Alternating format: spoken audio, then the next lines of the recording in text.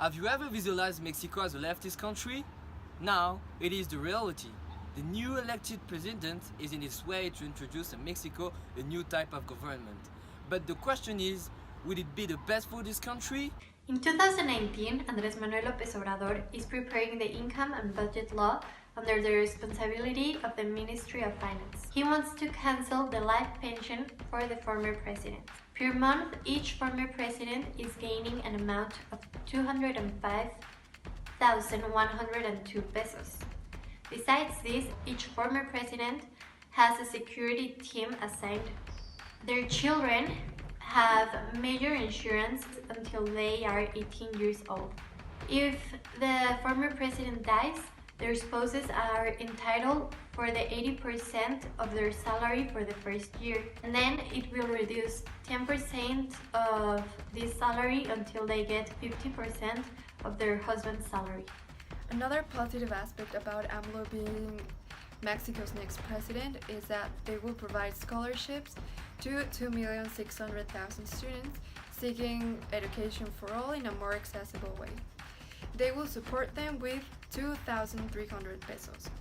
The whole program will cost around 180,000 million pesos, from which will be obtained from decreasing the bureaucrat salaries.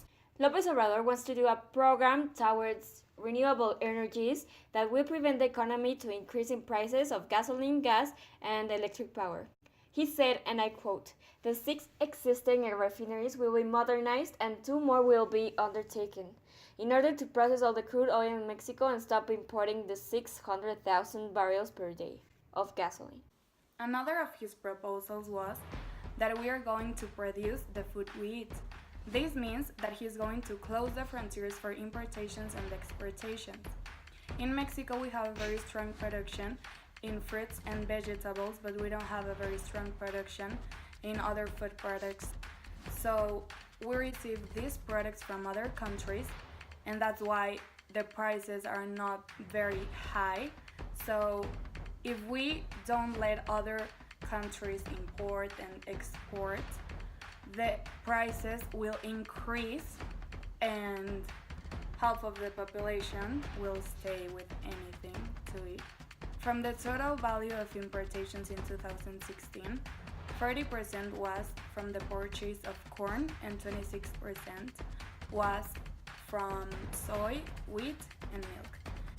Decentralization is also present in AMLO's plans of presidency. This means there will be a distribution of authority between the entities of the country instead of being just one central organism. If there is no correct organization between the federal and the state government, there will be a big problem involving the demands from other entities.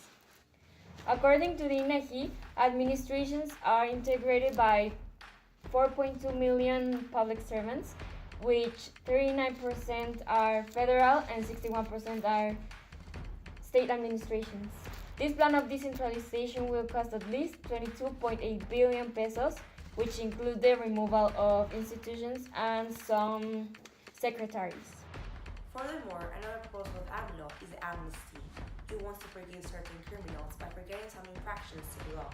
According to Amlo, the government has the obligation to investigate and judge the authors of big violation of human rights.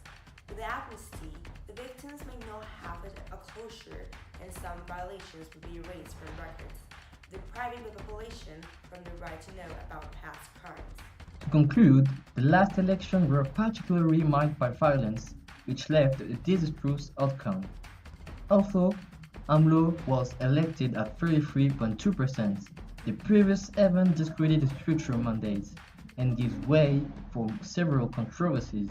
And with a very populist program, AMLO has clearly stated his desire for change. However, his proposal for decentralization and amnesty, which seems to be very, very expensive, will not reduce drug trafficking. The federal state will consequently lose control of the regional policies. The amnesty comes in addition to shorten the sentence or even the judgment of the narco traffickers and other criminals.